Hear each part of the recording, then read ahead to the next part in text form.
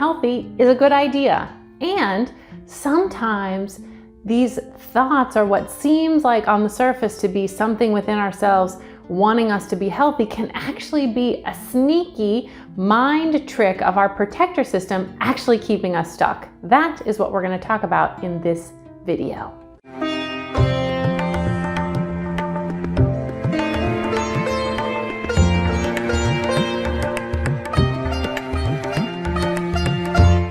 Welcome back, Leslie Huddart here. I am an empath and healer and acupuncturist, and I help empath seekers, healers, really release the trauma trapped in your body without years more of therapy.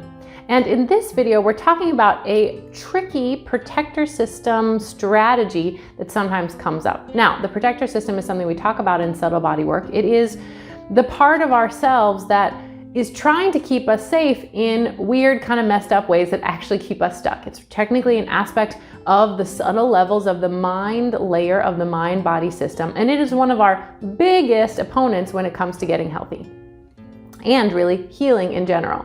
And one of the ways that it catches us the most, especially if you yourself are in the natural health, kind of healthy living, spiritually oriented, sensitive type of club, I'm a card-carrying member, you will also have a protector system that is keen to that and will sometimes use it against you. And that will sometimes happen. This came up today working with a client, and she noticed that sometimes, because she's trying to change things about her diet and trying to heal her gut health and microbiome, that sometimes she gets these sort of mind thoughts that say, oh, because I'm not doing a good job adhering to this diet, and because I can't really seem to do it, and I still have these tendencies with food, that proves that I'm never really going to heal. I'm not going to be able to be really embodied. I'm not even going to be able to do this subtle body work. So this is really normal. We see this in varying degrees. I've seen this in myself in a lot of ways. In my early 20s, I really became a sort of natural health expert as a college student to heal myself. I remember having conversations with my doctor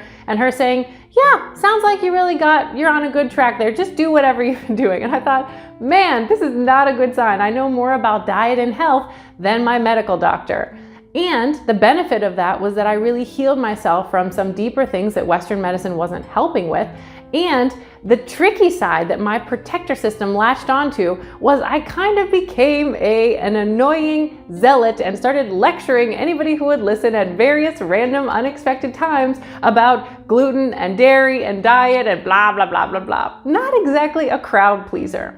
What I really learned when I reflected on that, after some awkward and difficult and painful conversations with friends and a couple boyfriends over the years, I really realized that that was actually part of my protector system, was covering over wounding of deeper wounded things, self-esteem, healing, worry, insecurities, by coming at it with this healthy type of way. A great book that really helped me was a book called Orthorexia and the Obsession with Healthy Eating. I picked that book up off of an English bookstore while living in Kyoto, and chapter after chapter, that author, blessings be upon him, really laid out my and in a subtle body way, what I want you to hear is that we need to catch this as a strategy, because if we don't, we'll just think, oh, well, I should be healthy, so I should be harming myself. I should be yelling at myself if I'm not doing it right. And in fact, the opposite is true. And so let's talk about some actual strategies to get out of this. Now, in the Body Wisdom Academy, when we're going deep in subtle body certification,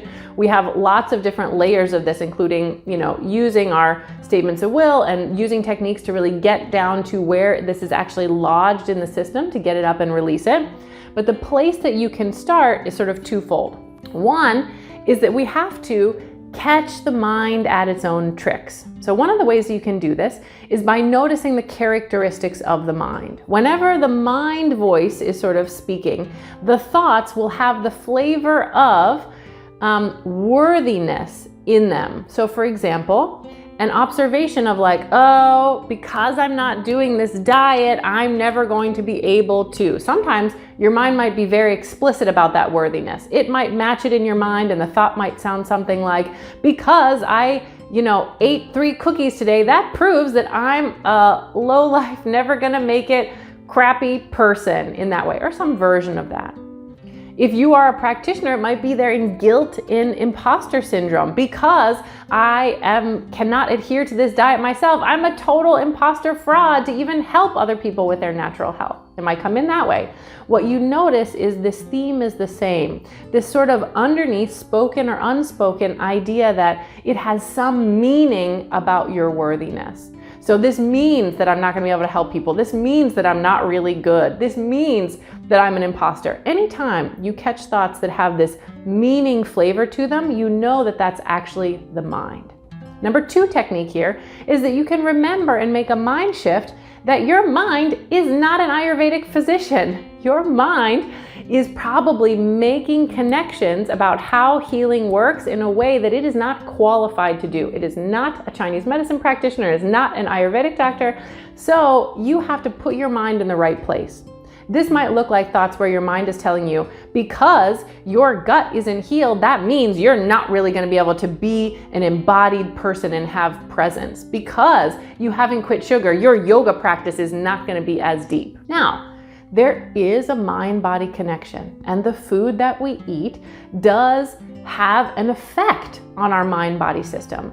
But you are a soul with a body. And so yes, there is an influence, but to give it anything more than a 7 to 10% influence on our mind body, to say, because you're not doing this, this is not going to happen, that is a mind lie. And your mind is acting as an authority, a natural health, ancient wisdom authority that it is not qualified to do. So you want to catch number 2, if your mind is acting as if it has natural health doctor qualifications that it does not have. What you want to do instead is reach out to someone who does, a trusted advisor. I highly recommend Chinese medicine practitioner, Ayurvedic practitioners, people who are steeped not just in the biology of, compatible with what we understand in health as Western medicine, but also trained in this deeper level of the perennial wisdom of how the elements in the body and health actually fit together. You can clarify those questions and they will say, yeah, it has an influence, but that's not actually accurate. You can be spiritual and still have a messed up gut. You can sometimes have a cookie and still have deep meditation. So we always want to judge by results, but we want to catch the mind making these qualifications that it doesn't have. And the last thing that you can start to do to shift this relationship and to sort of see what's underneath is you can start to use as a baseline forgiveness statements. Instead of harming yourself, instead of chastising and yelling at yourself, I'm so crappy I did that. Instead, I want you to go right into, even though I just ate that cookie, I deeply love and accept myself anyways. I forgive myself for anything that I did that harmed myself in my body today with food or at any time. I deeply love and accept myself anyways. I forgive myself for anything that I've done. In this way, when you start to use energetic statements and forgiveness statements, you start to break down the game that the mind is playing. The last thing here is a mind shift, to know that if you're catching yourself in this pattern, it's because you're getting closer to some level of healing that's underneath. And generally, the body or the protector system is using this kind of cloaking around food and making food and holiness the issue.